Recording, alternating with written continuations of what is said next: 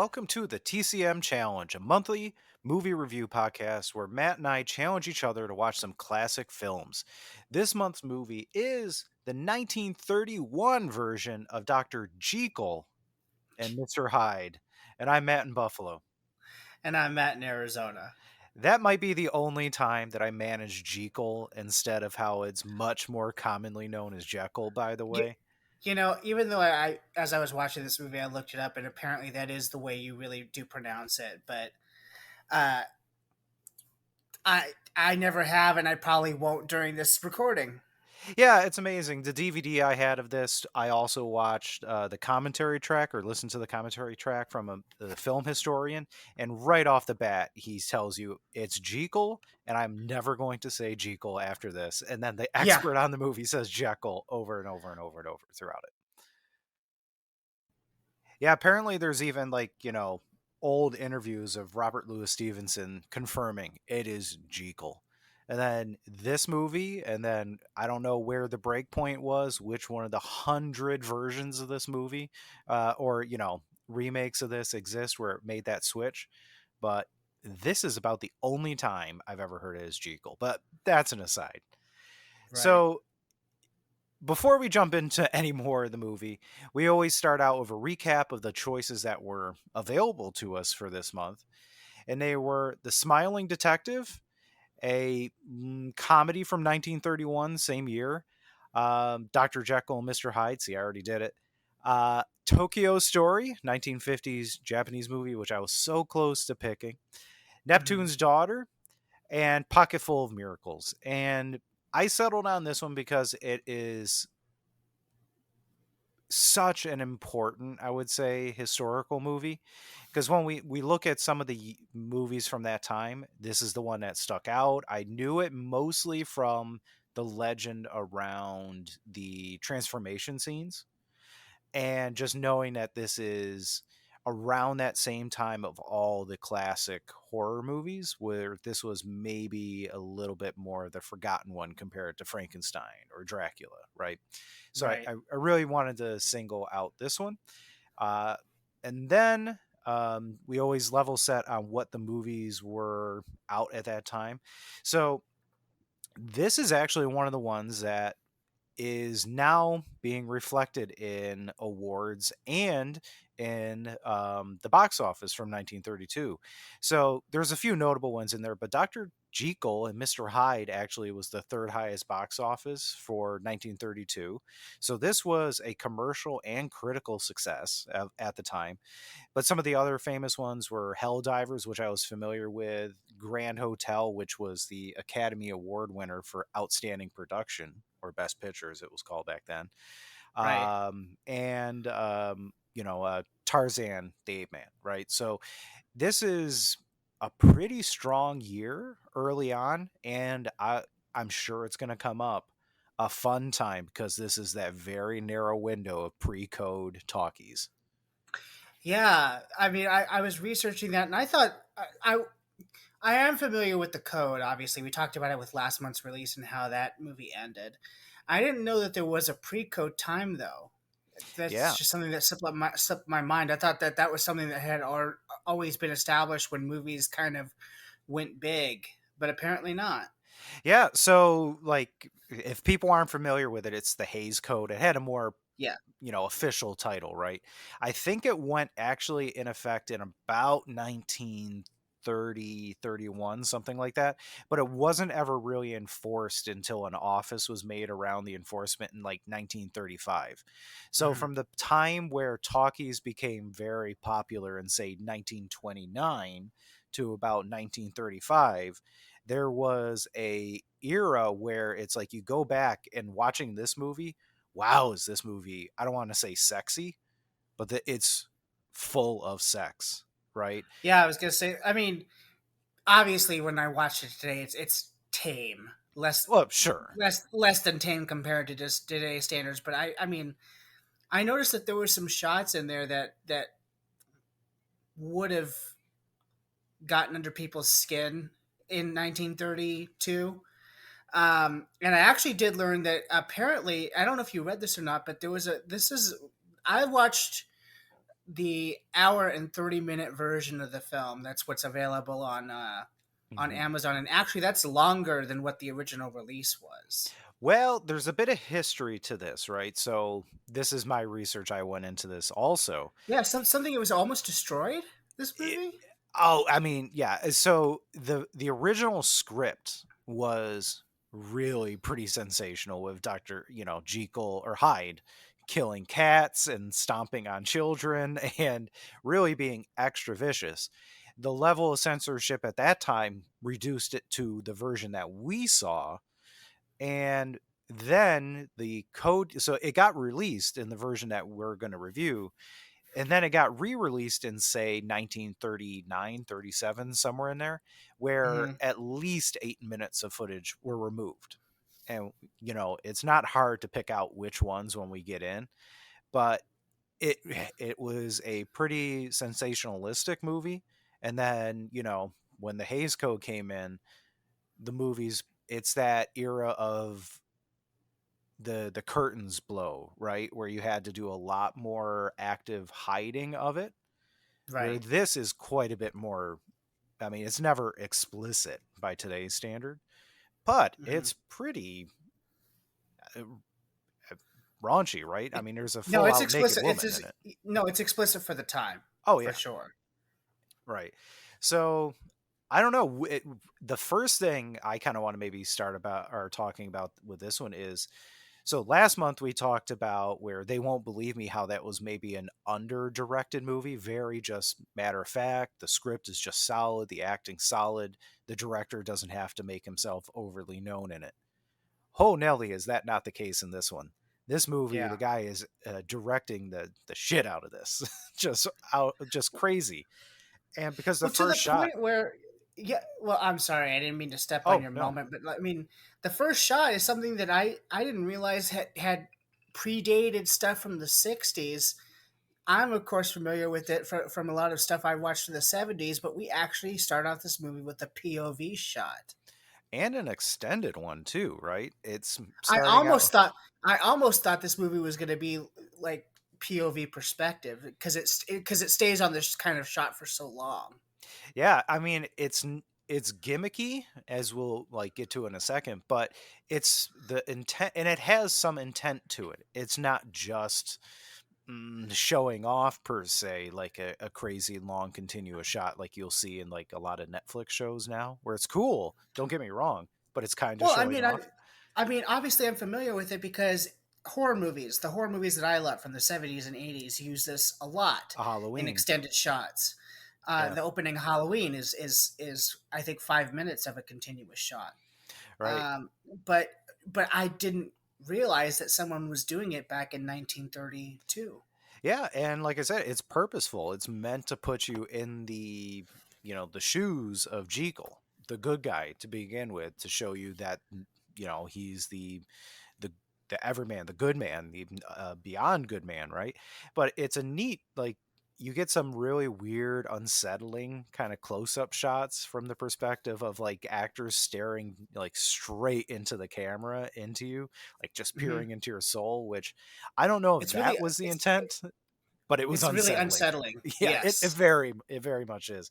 We'll get to the one that I'm like, and oh and man, not it's just so creepy. The girl. well, and not just staring into your soul. Like some of these shots are like close-ups of the people. Oh yeah, there's like a pool, his butler. It's like hmm I'm like backing up in my couch to try and get away from him.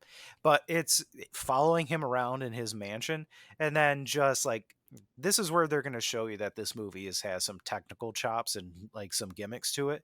It's hmm walking around and you can see like the edge of the frame is kind of darkened to give kind of the perception of vision too, and he walks up and they do the mirror gag, where it's actually just a pane of glass and the actor Frederick March, Frederick March. Yeah. yeah, is on the other side mimicking what the cameraman's doing, putting on the coat. It's just a bit of, by today's standards, nothing but just like pretty cool like technical wizardry of the time, Yeah. kind of showing what they'll be doing coming up, right, with Yeah. some of the transformation things. hmm But just right off the bat, and then this had a pretty good budget, and you see it like when you follow him, then you first person perspective on a stagecoach going to a university discussion. You follow that in. There's hidden cuts, right? It's not non non broken, but you go Sure. into a big lecture hall and you see just I don't know how many people, 100 people, Lots of people. yeah, just sitting there all staring at you as the camera, as the individual. It's a, you know, pretty damn impressive start that I'm not expecting from a 1931, barely out of the 20s, right? No, I Pitcher. mean, like I said, I was so taken aback by the extended use of POV, and I almost wondered. I know it's gimmicky by today's standards, but I don't know. Something like a Doctor Jekyll and Mister Hyde movie could work as a first person POV. You know, so I wondered if it was going to stay in that format, but obviously it doesn't. But we're there for a good long while. It to start out with, and then you do get a number of jumps back in Intermittent, throughout the yes. course, yeah. And I would say usually pretty effectively done. I will say I'm not entirely sure. Like I said, it's always the effect that they truly wanted with the crazy close-ups and stuff, because that's like Well, it's just so yes, weird. but I'm allowing for the filmmaking of the time, but I'm also, again, just taken aback because that was a technique I thought didn't come in until the 60s and the 70s. Hmm. I didn't know people were experimenting with it as early as 1932. Right. So it goes into his lecture hall where it's the right into it kind of stuff of this is the gimmick or the conceit of Dr. Jekyll and Mr. Hyde is he starts talking about, foggy old London town is, you know, uh, covered in violence, and the reason is everybody is two people, right? You have your good and your evil. Hmm. Um, that's the story of the book, right? I would argue that this movie is a little bit different. It's, you know, animal side of you rather Yeah. than evil, right? I think that's a little change that they did for the movie, and I like it quite a bit, as we'll end up seeing. Yeah, I mean, the way this movie presents it, to kind of use a Freudian term, it's the subdued, gentlemanly side of you, and then exploration of the unrestrained id side of S- you. So I'll forget this when we get to it, but speaking of Freudian, I don't think this is just, people making it up. When he ends up running into Ivy, she throws her garter belt down on the ground and he Hmm. skewers it with his cane, right? The Right. cane into the circle.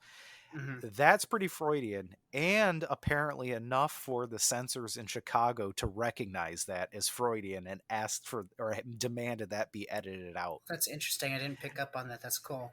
Right. So that's where it's like look at this is a movie that's worth rewatching, and by all means it barely cracks 90 minutes, right?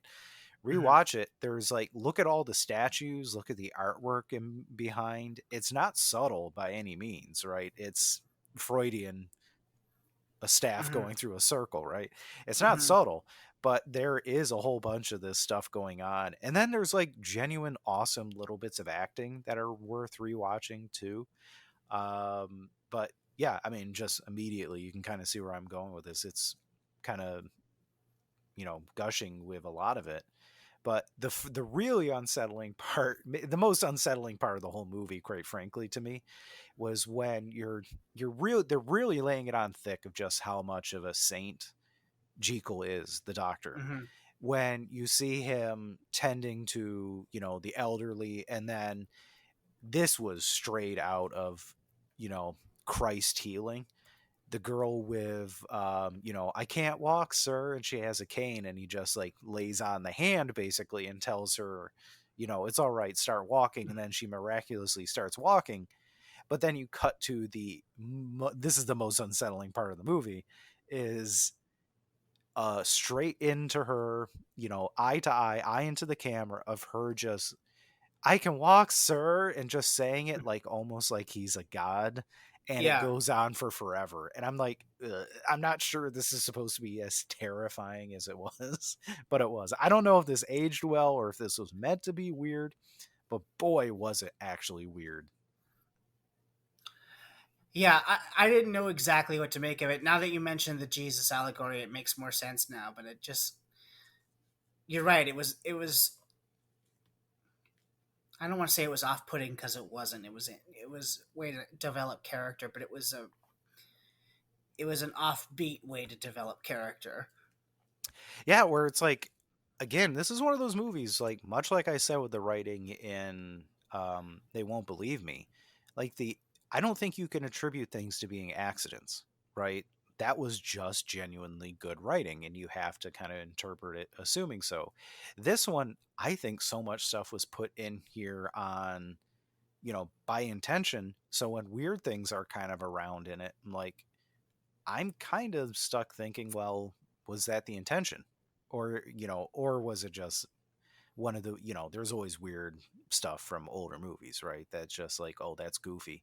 We'll get to it when Hyde shows up for the first time, Hmm. right? But it's like, I don't know how to get around that scene. It's weird, It's very weird. but I don't know if we need to dwell on it. Who knows? But moving right along, um, I don't want these podcasts to turn into, well, the book was this. No, But but obviously I was going to bring up that I know you read the book as part of the yeah, research for this. I'll with enough time between these episodes, why not? It's fun to dive further in. But one of the, and this is not the first adaptation of the book, right, into film. There's been also play ones, but I would say the addition of these women, uh, who don't exist in the book whatsoever, is really interesting. And more so Ivy, but we don't see her yet. But we see Jekyll's fiance Muriel here is established, right? Hmm. And it's very lovey-dovey, very Victorian romance, right? They're kissing, but that's it. Yeah, it's very And it's very yeah, chaste. yeah, and a prolonged engagement at the orders of her father, the brigadier general. Yeah, what is it going to be, like 8 months, 6 months, something like it's over half a year that the From from the point that we're seeing them, and yeah, presumably it was much longer before that, right? right. And like I I think it's a trope that evolved out of these, maybe starting from this, but in the million different remakes of this, it's always you get the two women, the good, and then the bad one as the two, Hmm. sides of the coin for the Jekyll and Hyde. And she's obviously the, eternally, you know, virginal woman. I mean, that is one of the cruxes of this story, is right, is he's not getting premarital sex. Right. It just is. You can't, Hmm. I don't know if you can argue that in this movie. That is, Definitely for this movie, like yeah. it is. How does it compare to the book? Like, is there this? Is there? I mean, obviously, I don't think it would be as quote unquote explicit as this movie is. But is the book also about an exploration of id?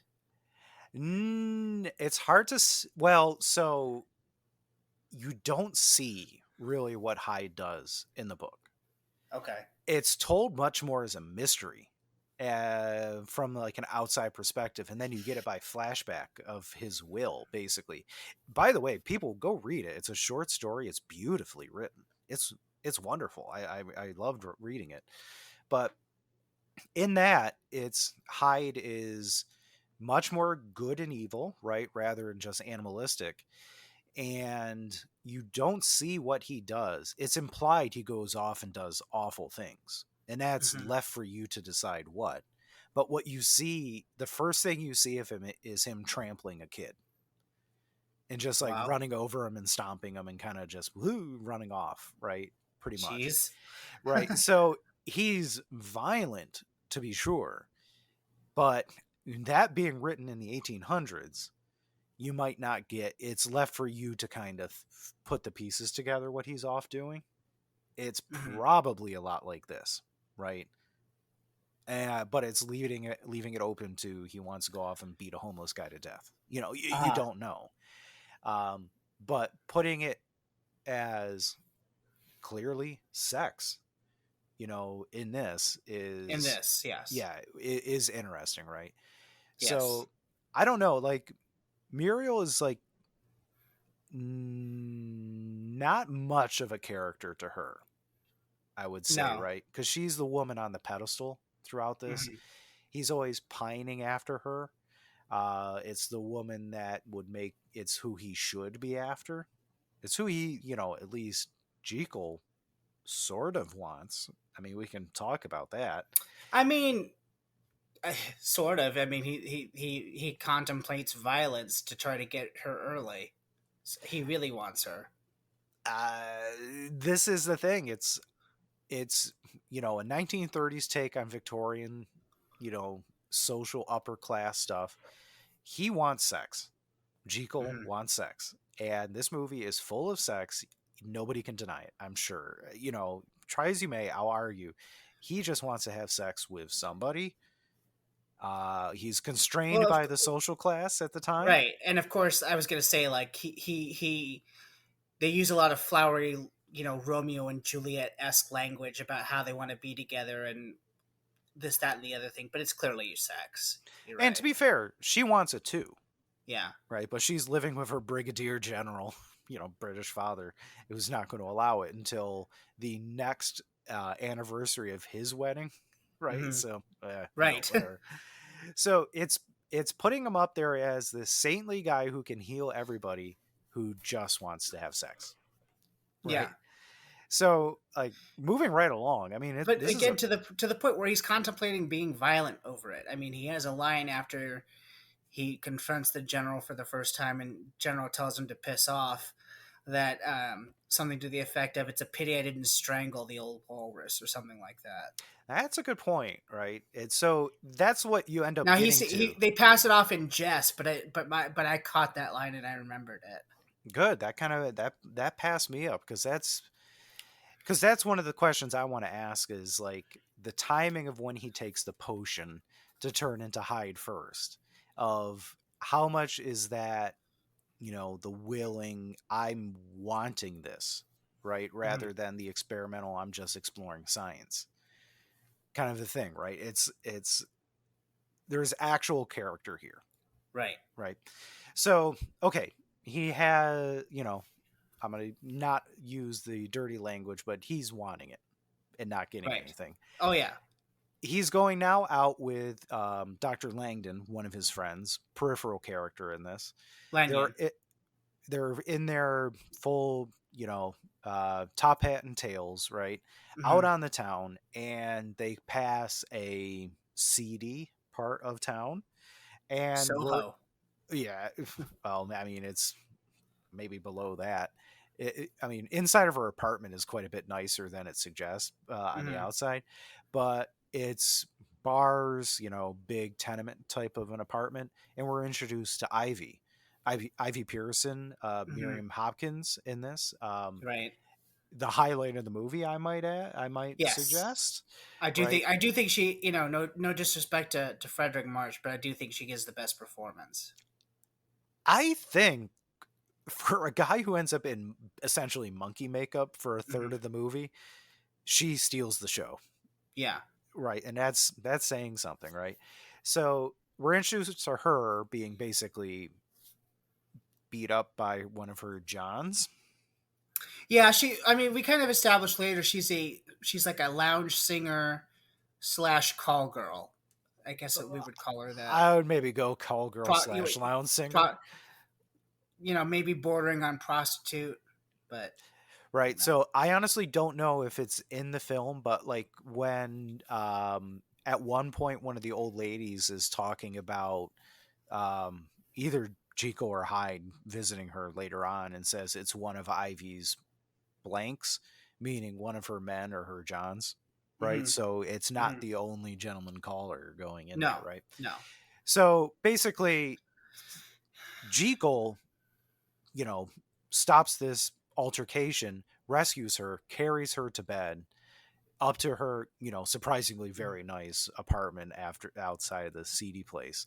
yeah, And this is the part where I was like, whoa. yeah. This is the part where I was like, if I didn't know how it got through because I didn't know about the code not existing yet. Because I was like, God, how did this make it through the censors? Oh, it But didn't. but Yeah. also, like, once I read that this was pre-code and there were certain scenes that were cut, I was like, this has to be one of them. Yeah, this is the major part of it, right? So this is Ivy comes to and sees Frederick March, who's a very handsome man at this time, right? Hmm. You can't mistake it, dressed very well. She sees the money probably here. This is the character that we find out, and she just stops the crying and just goes into hyper, I'm going to try and seduce him mode. And Hmm. for 1932 to any time, a lot of this is sexy. Like, this is Well, before it even gets gross, right, but yeah, she's no, putting it on, right? she is putting it on. I mean, we basically get to see, the 1930s version of a striptease. Oh, she Uh, strips. She's naked in bed I in know this she's. scene. I know she. We don't see much, but what we do see, like, even again, Chase now, but for the time, I mean, she shows a lot of leg, which was a big thing back then Oh, when and she's first starting to get undressed. yeah, I mean, the garter, this is the garter scene where Yeah. she throws that out. And then, he looks away for a second and she's naked under bed and all she has is the blanket on. It's surprisingly, revealing again for Hmm. the 30s. And basically, he gets super close to giving in, right? He ends Yeah. up on the bed, the edge of the bed, not necessarily kissing her. I forget if he's actually kissing her before his friend Lanyon She comes kisses up. him, and I think he walks in. Oh, and Jekyll's not exactly pulling away No, is like the point, right? no, and he plays it off too, like, oh, so a pretty girl kissed me, blah blah blah blah blah. Well, That's my fee. That's what he says. yeah. So he's not exactly saying no. His friend comes in is incredible, Victorian, huff Offended. huff huff, and Uh-huh. well, I never. Monocle falls out, right? Yeah. And maybe one of the more interesting shots I would say in the movie is it's when she's in bed calling to him. I put up a gif of this, by the way, on our social media, kind of teasing Hmm. reviewing this. Her naked leg with the garter belt is over the edge of the bed, just swinging back and forth. And as the Jekyll and his friend are walking out, it's overlaid in their image, showing that Jekyll, and I would say his friend, is also thinking of this, right? Hmm. And it's just in their mind. And this is where you see he's not Hyde here, right? At all. No, Jekyll but kind of goes like, you know, mind your own business, kind of like I forget the exact turn of phrase, but he is like, you know, I'm a man, damn it, kind of no, like a no. thing. It's like, That's why I say yeah, that's why I wanted to point out with this scene, and then previously with him saying he wish he would have strangled the father. Like, I think the film's showing us that he already had these impulses. right, because immediately after this is when he goes to his laboratory, right, with all the old ancient glassware and the bubbling stuff. Yeah, It's it looks like Frankenstein's lab. right. So it immediately goes to him in the lab of I'm making up this concoction, and it's hot off the heels of not, as is presented, not getting anything from the fiance and being blocked by Hmm. his friend of the woman who I would argue is a hell of a lot sexier than his fiance. Yeah, Just being real, she's 1930s, she's gorgeous, right? yeah, By the way, the actress was very famous and apparently a huge diva and a pain in the ass. She was a nightmare apparently. yeah. I know. I think I read something to the effect of she wanted to play the other person, but she agreed to do Ivy when the director threatened that he could cast anyone in the role besides her.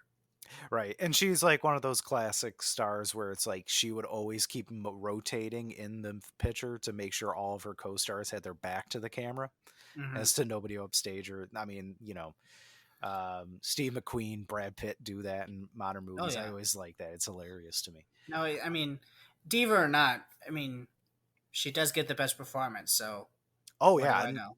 that's just like steaming it up, but then she flexes her muscles later on, the acting muscles, right? As her character gets a lot of material. Hmm. So, but this is like right after that is where he elects to do the test on himself, the magic potion to unleash the other side. So it really brings into question how much of that saint he really is, because it suggests he probably knows something that's going to be happening, right? Who knows how knows that, but the timing of it, coming hot off the heels, It and must the have. hints that we're seeing, he knows Well, that something's going to happen here. I was gonna say, like the way that it, because we go right to this. There's not any kind of research or eureka discovery scene where he makes this potion. So I take it that he's been working on this for a long time. Yeah, fed it to rats or something, right? Hmm. Or cats off the street, something like that that we're not privy to. Hmm. Because he jumps into it. I do like the point where he pauses and writes the, if this kills me note. I did The it in yeah, the the halfway suicide note. Yeah. right.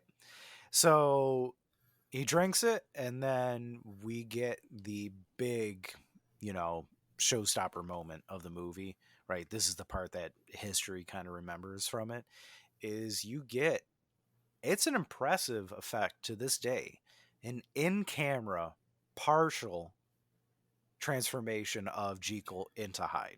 Well, the first time it's really blurry, the camera spins and spins and spins, and then he ends up on the floor, and then you see his reflection for the first time in the mirror. Later, they're going to do something that I didn't think happened. That they work with the dissolving camera techniques that I didn't think they really used until that. I usually associate that with the Wolfman from the Lon Chaney movie. There's a few different ways that they do this throughout it, but the first one is, now that you mention it, I'm like, did it spin and then into the mirror, Well, or it did he got look into blurry. the It mirror and got spin? blurry. But you see him first person in the mirror of the skin darkening in Hmm. camera using lenses, and you only could do this in black and white because his Right. face is actually painted red Hmm. at the time, and it's red filters that go in and out. So he's makeup like hell, but it's invisible to the camera. And as they apply the filter, it or in reverse, you just see him become really ghastly. And then hidden cuts, you see all the hair come up, and then he turns into basically, you know, simian, very monkey Yeah. like by design. Yeah.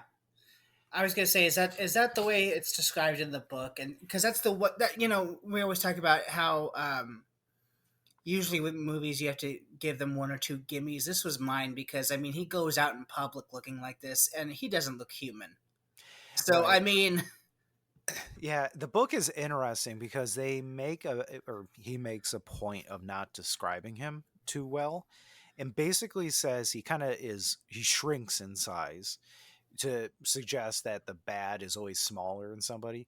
But when somebody looks at him, they describe him as having all the feeling of being disfigured, but not being able to put your finger on it. So it's almost a bit more supernatural, just okay, very off-putting, but in an indescribable way, making your imagination do the work, right? right? No, again, it's not something that derails the film for me, but it's just like I have to accept that. I guess to the rest of the world, he just looks rode hard and put away wet, and not inhuman the way that he actually looks.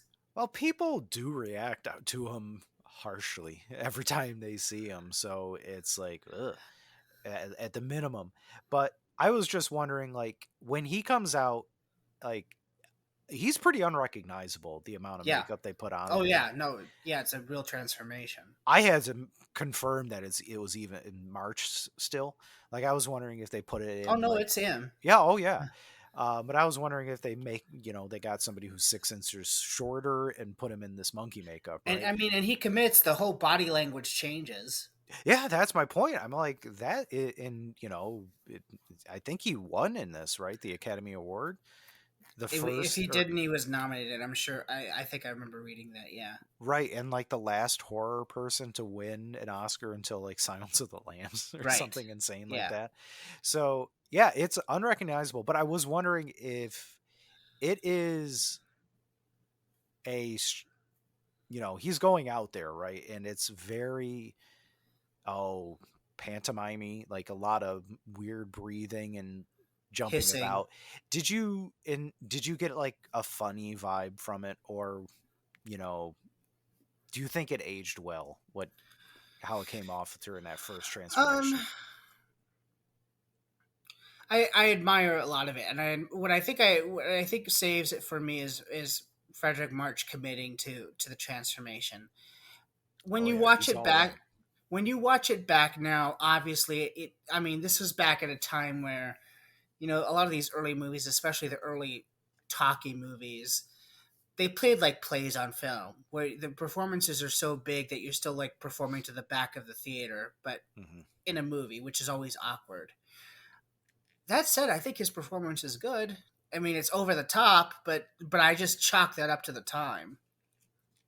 And interestingly, so when I watched it the first time, I'm like, "Oh, this has gone to silly town a little bit, right?" Yeah. But again, reading about it in the the commentary track, who knows if it's retroactive, just covering your butt. But Mamoulian, the director, did say he intended that first transformation and how he comes out of it to be maybe a little bit funny.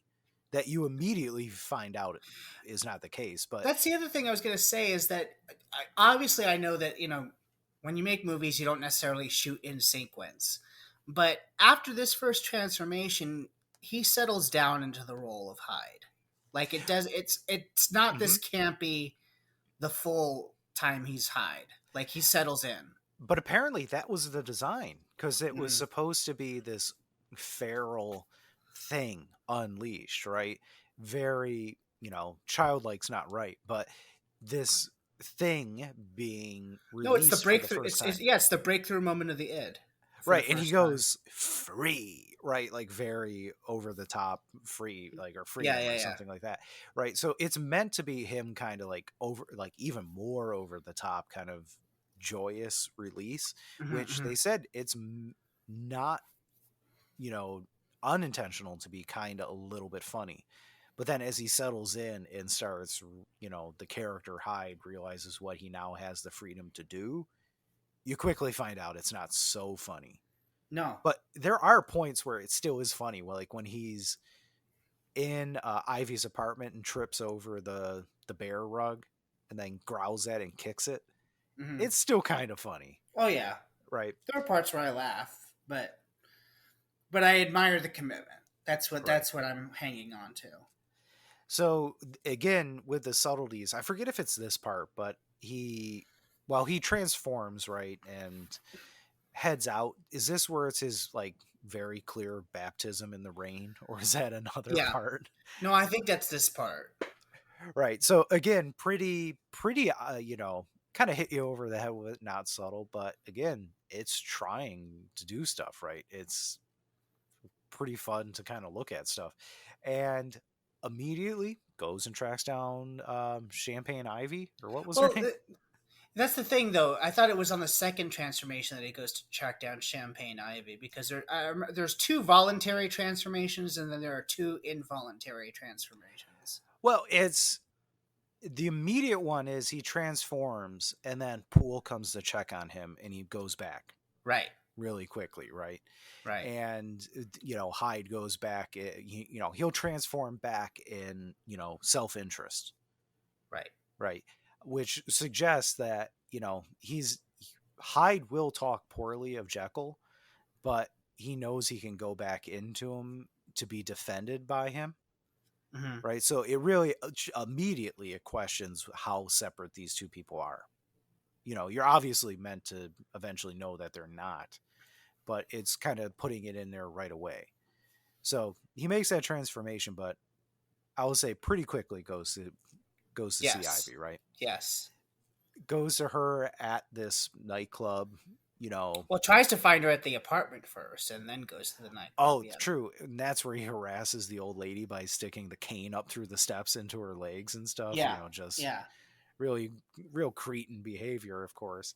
So this is where he's really starting to dive into it, right? Yes.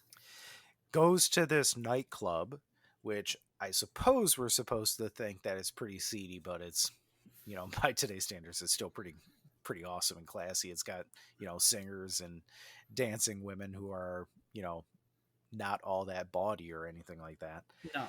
but finds her singing and invites her over to the table, and then it's basically 10 minutes of them spitting on each other. if you if you could see all the spitting going on in the in your transfer or your copy of it. I have to go back and look. I don't think I was paying attention. Oh, it's crazy. So March with a whole bunch of, he has crazy teeth, and I'm guessing Yeah, his yeah, mouth is yeah. just watering, but he's just spitting all over her, which works for the character. But she's also returning Well, the favor and loogieing all over him as well. I'm sure that was out of spite, Yeah, given that she's such a diva. but he's just in every like gross toxic guy thing you could think of now. He's just You know what? immediately pawing her and just all over her. Because I've not read the book and I've not seen the movie adaptations. I know of Jekyll and Hyde, the story, through modern folklore. But when I watch a movie like this, I expect to see a lot of monster stomping about, causing mayhem, etc., etc.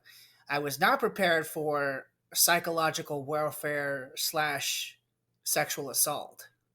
Oh yeah, much more down to earth, right? Like even the DVD had the Looney Tunes, Bugs Bunny, Dr. Jekyll, Mr. Hyde Yeah, I know. parody. That's the stuff that I'm used to. Yeah, where he turns into a big green ogre, Yeah, right? And it's like, no, no, no. He's basically another human. For this, they have to make it a little bit more horrific. sensationalistic. Yeah. Yeah. And it No, but works thematically, but no, this is it's a down to movie about earth. psychological abuse and sexual assault. I know those are triggering to some people, but I was surprised. Yeah, I mean, he has one very focused victim in this. Basically, right? We'll Yeah, get to the end where things go a little bit nutty. there's one primary victim, and then there are a bunch of casualties along the way. And we're told it's dropped in passing, but he victimizes her over the course of weeks. Yeah, it's a long time because once we cut away from this nightclub scene, I think the next thing we see is her talking to the landlord, her landlord, the older woman, and the landlord basically telling her, you need to get out, you need to call the police, he's gonna kill you. Is this the Uh, scene where she's tending to her back wounds? yes, Yeah, yes. which you don't really see So them what? here. No, but once I see that being done, I was like, oh, this time has passed. Yeah, and it's again, it's not just him going on a rampage and, indiscriminately attacking people in London. No, that's what I was expecting, but no, it's about one person. No, it's the victim that Jekyll identified, Hmm. right, and wanted, that Hyde latched onto because it's focused on what Jekyll wanted. Hyde is the person who's able to do what Jekyll wanted. Jekyll wanted, Right. right? So it's prolonged, and basically they also mention that Jekyll hasn't been seen in weeks, right? So it's just Hyde for an extended amount of time, just quite frankly, abusing and raping Ivy, Yeah. right? And being the live-in. He makes himself at home, as you see at points. He just helps himself to her bed and just And comes in, and you know this is what though? just And it. I would argue that this scene. So this is taking place over the course of weeks, and there's a scene that happens between Hyde and Ivy when word gets back that his fiance, the other woman, Miriam, had been out of town with her dad for a long time. He gets word that they're coming back in the Yeah, paper. I guess they're high society enough people that the paper would care. yeah. I thought that was hilarious, by the way. But uh, yeah. but I think for me, out of the monstrous transformation, some of the deaths that happen in this movie, for me the most horrific scene is this scene between Hyde and Ivy right before he quote unquote departs. Because Oh, yeah. because of the sheer psychological abuse. You don't see a lot of physical abuse in the scene, although you see some. But the whole exchange where he's basically goading her into to not saying a word and to staying put, the Hmm. whole exchange with tell me you hate me, and she won't do it, so then you must love me, and gets her to say he loves her, gets her to sing, It's this is the most terrific part of the movie for me. It's over the top, but like to the T, It's over the psychological top, but abuse. this is where she's selling it the most for me. Oh, Um, this is, well, this one and where she goes to Jekyll, she's right. awesome, right? Yeah. If you watch, it is a less than a blink and you miss it moment where he is on her chest, right? And like all but just right on her boob, Hmm. saying, I'm going to go away. And you can see that their eye lines, he's looking away. She makes the smallest, insanely fast reaction to it Yeah, before like he like moves to it's catch her. it is a flash of a smile that lasts half of a second. I Yeah, saw that. Yeah, and it's like it's so easy to miss, and it's like, oh but he gee, doesn't. yeah, He doesn't because he calls her on it. right. And it's like, again, this is, they're both really good in this, I'll say, and it is over the top a little bit, but all too real at the same time. Yeah, it's over the top, but because of what he's doing, psychological warfare and psychological abuse to me are so much more horrific than sometimes even physical abuse. So, no matter how over the top it is, to me, it's just it gets under my skin. Yeah, Especially like I think what does he say to her at the end? Like, if you go out and tell someone, I'll show you what real horror is. yeah. A real over the top line, but still really creepy for me. I didn't think to write down the exact quotes, but there are some very quotable moments that come out of him in this, including up to the part where, like, when he transforms in front of Lanyon, his friend, he says, something that a sight that the devil couldn't even stand, something to that Yeah, effect. There are yeah. some real good turns of phrase in this. Hmm. So, so that for you is like the worst part. I would say subtly maybe the other, like, most unforgivable part, aside from the upcoming murder and that, because of the relative scale where we're at, is so he gives her basically this threat of, I'm going to leave you, I could come back at any time, don't go anywhere, kind of like And that threat, if right? I find that you've told anyone or called the police, I'll kill you. you will die. Yeah, Yeah. So he goes back, he changes back into Jekyll, and he's just now insanely happy. Oh, and by the way, at no point do Jekyll or Hyde forget the memories of what the other one was doing, right. right? There's no amnesia. Jekyll knows what Hyde is doing. Hyde knows what Jekyll's doing. And, Hyde may use Jekyll, to hide, but Jekyll definitely uses Hyde too. It's reciprocal. They're both using each other to their ends, if you can Hmm. make that distinction, right? But for my money, the part that I hate, this character in the good way, like hating the character, is that when Jekyll's back, he is playing, he's just happy, Well, whatever. We're coming up to it, but he yeah. just like, pay her off, give her $50, 50 pounds, which, whatever inflation, figure it out. But it's just pay her off, and I have nothing to blame here for the person you're told is the saint doing this. That to me is about as disgusting as it can be, right? It's just, I Mhm. think I can just rub some money on it and the problem will go away and she'll be happy. This, I know Hyde has been raping and abusing her for weeks, but 50 pounds will take care of it. I hate his character for that, right? And by, design, I think Right. you're not supposed to think that that's, oh yeah, he made things right.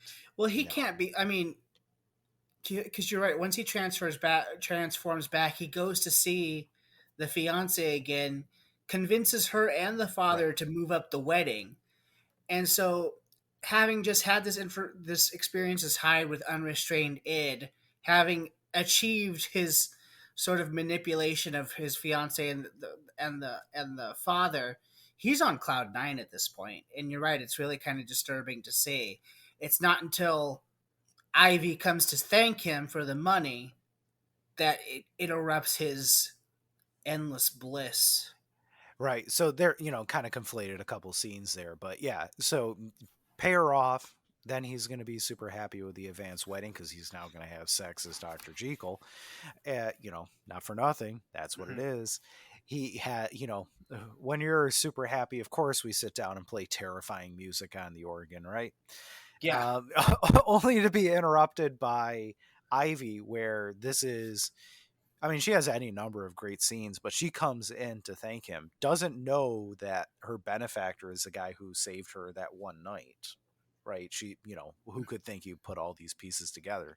I mean, also doesn't know that her benefactor is also the alter ego of the person who's been raping and abusing her for the last however many months. Who could possibly know that, right?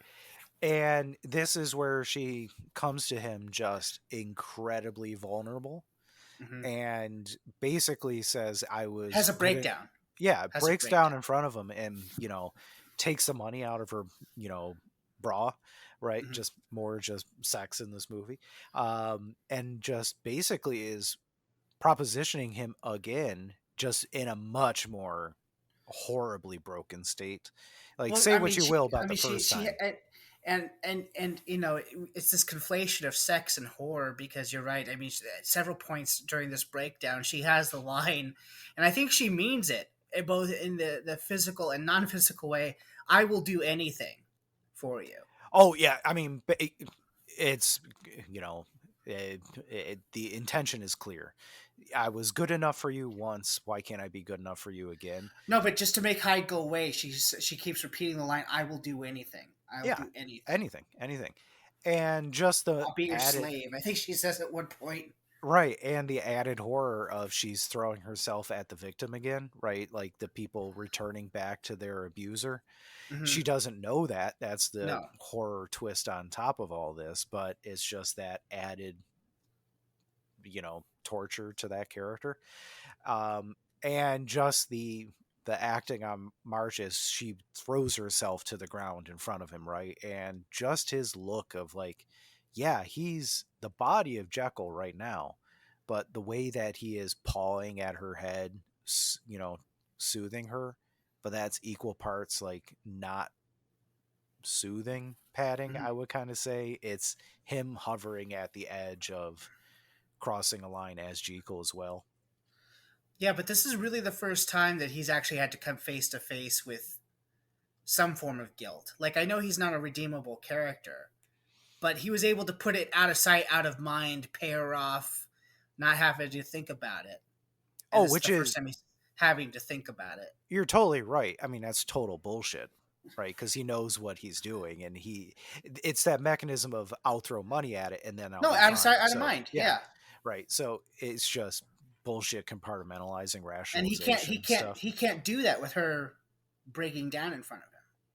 right? So what he makes the promise basically, you'll never see him again. I swear I'll never have another drink in my life. This is my last shot, right? Yeah, Bullshit. This he's is an allegory for I'm a changed alcoholism, man, quote unquote. sex, Yeah, yeah, yeah, whatever. yeah, yeah, yeah. Right. So he sends her away promising never anything again. She goes off and is extremely happy that, the great man Dr. Jekyll promised, right? She's talking to that Well, woman. again, talking like he's a saint. You set up this god complex. She calls him an angel at this point. Right. And then cut to Jekyll's preparing for the announcement dinner, right, with the fiance that they're going to have their wedding. Oh, it's such like, a gay day. I'm going to walk through the park, right? Hmm. Sits down at a park bench, spout some poetry about the beauty of a bird or whatever. The bird gets killed by a cat, and that's enough for him to transition without the potion. This is your unwilling transformation Yeah, into Hyde, right? right. And Using the camera techniques that I talked about earlier that I associate mainly with Lon Chaney's The Wolfman from the right, 40s. yeah. Which, by the way, when you see more transitions of this later, I think they're painting on film or Yeah. panes or something. It's it's interesting. It's obviously dated, terribly dated, but Oh yeah. it's No, no, no. interesting. I'm just again a technique that I thought was invented for another movie turns out to show up much earlier than I thought. Yeah. It's just And he's in Hyde form now. More so, Hyde is becoming, his appearance is changing. I don't know if you always pick up on that, but the makeup gets more and more intense as mhm. he is in this character more. he runs off to Ivy's, right? And this is where she's all happy, and he shows up and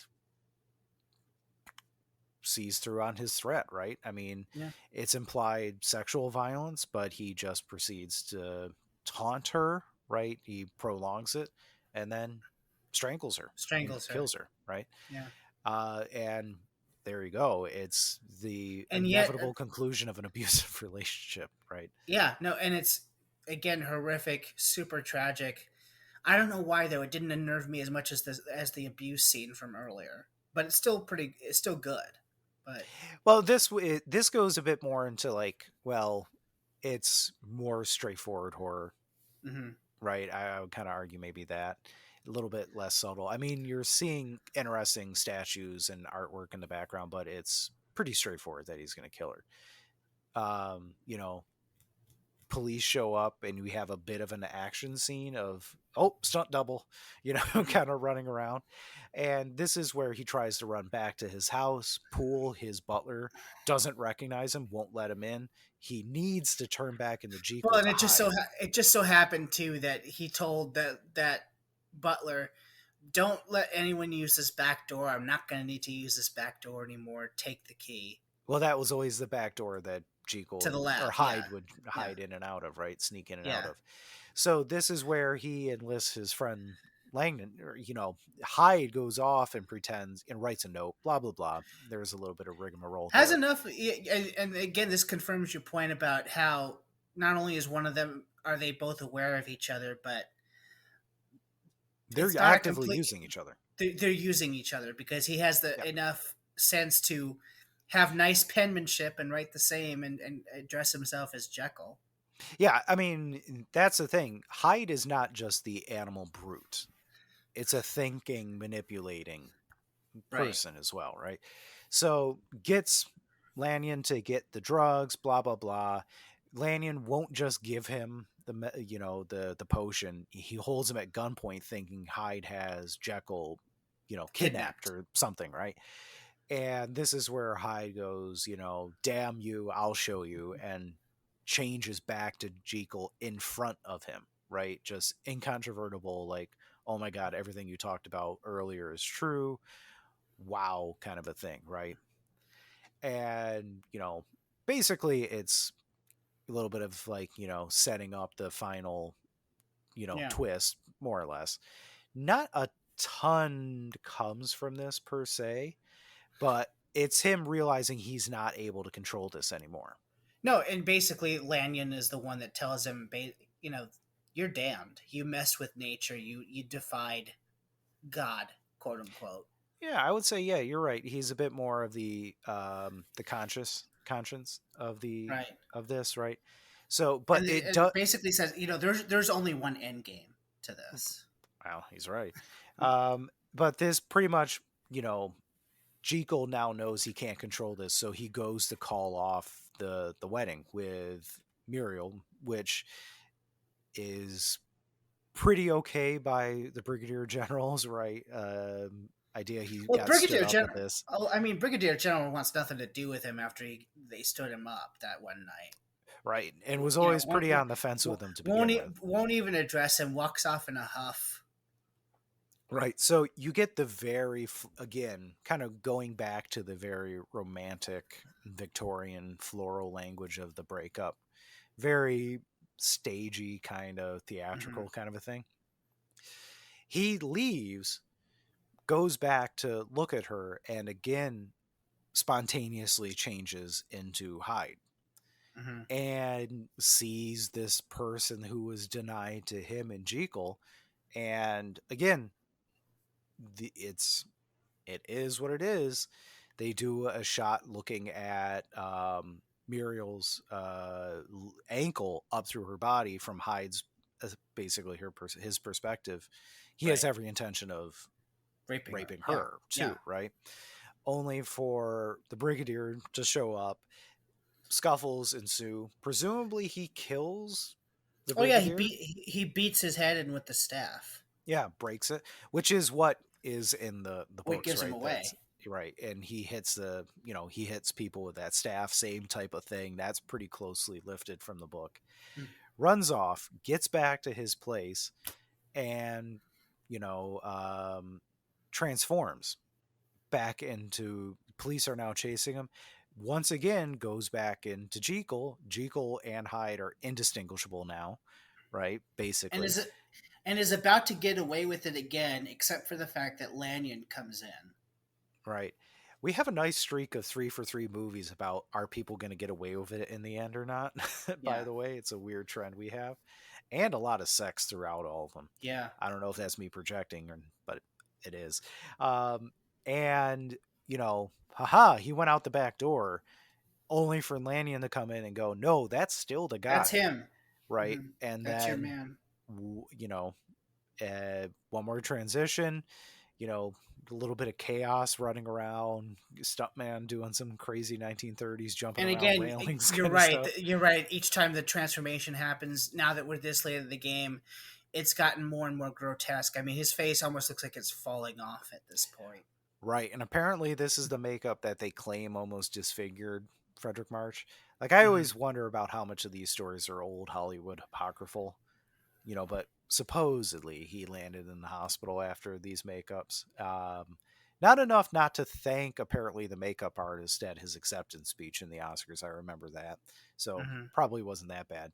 But he's killed and transforms back one last time as that's it. That's the end of the movie, right? Gets his Yeah. comeuppance. He's killed in both forms, basically. And And that's it. I take it that's how the book ends too, right? Spoiler alert. He dies, right? About halfway in. Oh, That's the really? thing. Okay. It's like, so the book is like, it's not, I mean, it's so historical. It's, no way to spoil it, but it's presented much more of a mystery of who is this Hyde guy and what is his relationship to Jekyll. And of course, if you know what it is, so the book is spoiled instantaneously. But then he's dead, and it's told of like Dr. Jekyll's last will and testament, of his confession, right, which you Hmm. hear about after the fact. So the structure is quite a bit different. There's no women in it. It's a delight. It's a really nice read, and because it wasn't the structure I expected, even though you know what it is, it was still kind of fun, like No, discovering how the I mean, characters figure it out. to be alive when that book was new, I mean, what a twist, right? Oh yeah, I mean, who could think of like that kind of like a fantastical science fiction fantasy thing come into just a weird, like, basically a extortion plot Yeah. was what the theory is. It's his lawyer thinking that Hyde is extorting or blackmailing Jekyll somehow, Jekyll. Yeah. right? And nope, not quite that, because it's the idea in that is Jekyll has a will that says if I ever go missing, give all my money to Hyde, meaning if I just switch over and I never come Hmm. back. But if I'm dead, do this with the money. It doesn't go to Hyde, which Right. to an outsider is, well, obviously Hyde's just going to kidnap him at some point and Yeah. Yeah. Yeah. keep Yeah. him in Yeah. a, make him disappear into the Thames, right? And then Hmm. that's the mystery out of it. So it's a hell of a twist in an old story, right? So that brings us to the end. I mean, there's no denouement. It's thank you, we're out of here, right at the end, and I have no I problem like with that. that. I like Yeah, that. right, because it's like, imagine what all the people in that room are like. Well, shit. Right, and it's like, where do you go from that? There's nothing you need to wrap No, up. there's no need to prolong anything. No. So we say that in this podcast that's now maybe going to get prolonged, but I don't know like, final thoughts. Do you think this holds up? What historical merit do you think this film has? I think this film holds up in the sense that a lot of unique filmmaking techniques that I took for granted in later years actually, if not have their origin here, were at least being toyed around with here. Interesting camera angles. I mean, I know some of it may get a little heavy handed and obnoxious, but at the same time, I still found it fascinating. I like that the performers, while they may be over the top, they commit.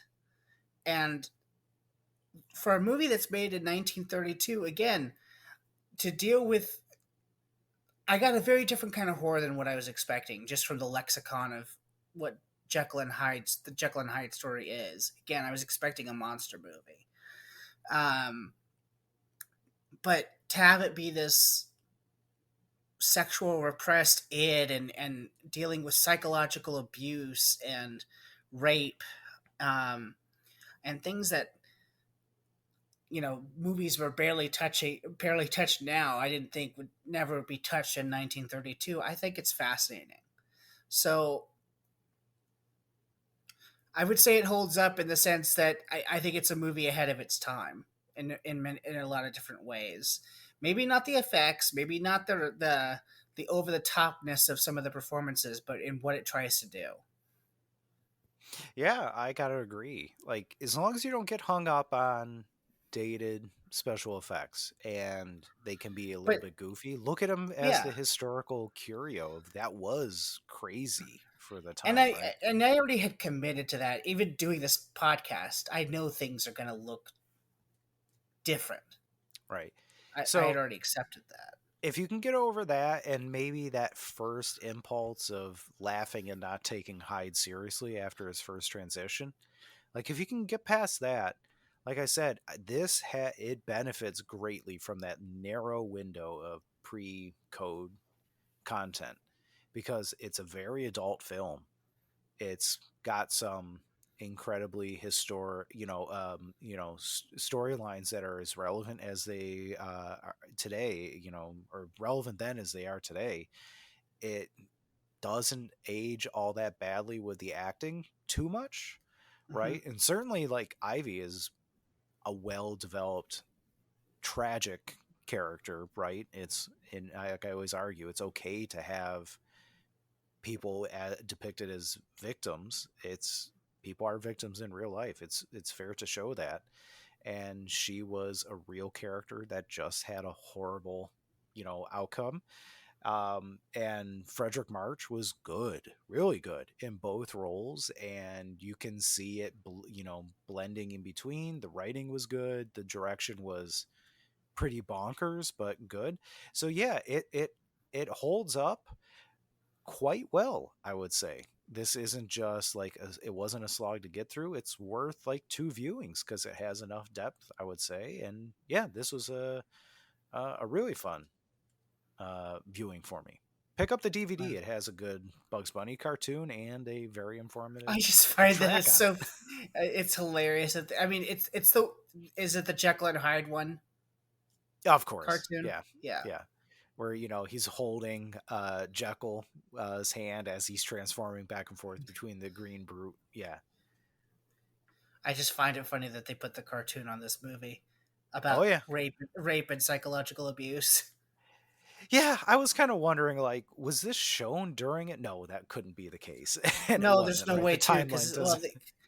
well, also too. I mean, the companies. The movie's Paramount. Bugs No. Bunny is Warner's. Oh no, I knew, but it's just like it's weird that they put it on there, right? Just from the tone and everything. But Yeah. all right, so shall we tie that off and look forward to what we have in store for September? Yes, let's do. All right, so Matt, this will be your pick. So we ran the Yes. random number generator and got the list, and it's a bit of a change from what it's normally been of four relatively obscure movies, and then as it happened, we've always had a pretty popular one. Yeah. This time around, these are all pretty big movies for one reason or another, as we'll see. But September's choices: 1964's The Incredible Mr. Limpet, Don Knotts comedy, a wimpish bookkeeper with a passion for sea life, slips off a pier and comes back as a fish. I think we got enough of the description on that one. 1978's The Swarm, An killer Irwin Allen bees. movie. Yes, the killer bees that attack without reason. The descend on Texas. Oh man, I think we know what my favorite choice would be. Michael Caine and Richard Widmark, directed by Irwin Allen, who I say that name because I mean this is the man who brought us the Towering Inferno and the Poseidon Adventure. Michael Caine. I can do that much of an impression. 1939's Goodbye, Mr. Chips. A cold hearted teacher becomes a school favorite when he is thawed by a beautiful young woman. 1955's The Man from Laramie, a wandering cowboy, Jimmy Stewart, gets caught in the rivalry between aging ranchers' sons. And then, not that those are any small films, the big one was 1953's From Here to Eternity. Enlisted men in Hawaii fight for love and honor on the eve of World War II. So, there are some big ones in there. I would say The Swarm is up there big, maybe for different reasons, but I think I that's a know. pretty noteworthy movie, also. But I'm going to go, I'm going to, so, we usually do this. My hope is firmly in the camp of The Swarm. Camp I maybe know. having double meaning there. But my prediction, I don't know.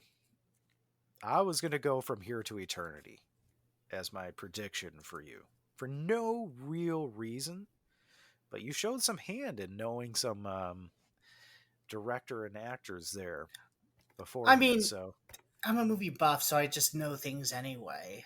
It doesn't mean sure. anything. Well, when I looked at this month, I was like, wow, this is like when we started the TCM challenge, I figured we would get maybe one or two known movies a month, and then we would probably not pick them. But I mean, I didn't predict that you would go with Jekyll and Hyde this month, which from the last list that was the one known quantity, Mm-hmm. if I remember correctly. Yep. So I'm going to use my pick this month to do what to how do I say this to do what I originally wanted to do with this movie to with this podcast and use it as a reason to check out movies that I've always been meaning to get to but haven't seen in their entirety. Oh, Classic movies that I know I want to see in their entirety. And so I have to say, Matt, after how long have we been podcasting together? About 6, 7 years, and something like that. maybe 8 years of actually knowing each other. You know me so well. Um, my pick for next month is 1953's From Here to Eternity. Ah, revisiting territory here. I've actually seen I've seen bits and three of pieces these. of it, but I want to see it, and we're gonna keep on at least with the sex theme because even though it's not explicit, of course, the one thing I do know about this movie is the famous beach scene between Burt Lancaster and Deborah Carr. It's parodied to all hell, especially if you've seen something like Airplane. Um, but it's a movie that I've always wanted to see, but and has seen bits and pieces, but never had the opportunity or the excuse to sit down and see. So since you picked a classic for this month, I'm going to pick a classic for next month. Can't argue with that, and it's the first selection where I don't have to go straight over to Amazon to buy the Blu-ray for it. I already have it Oh right in wow, the okay. collection. Yep. So I'm looking forward to that. I remember it pretty fondly, but I haven't watched that since, let's I mean, say, 2000, maybe 1999, something like that. I mean, That's a high school movie. it's considered a classic. So I'm curious to visit it for me for the first time, for you revisiting it to see if it holds up. But I was just in the mood to watch like some truly penultimate classic cinema for my pick. So that's the one I'm going to go with. Can't argue with that. So, Matt, I think that's the end of it. And I think we can just say we'll see you next month in September with From Here to Eternity. I'm Matt in Buffalo. I'm Matt in Arizona, and we'll see what horrors it will show us.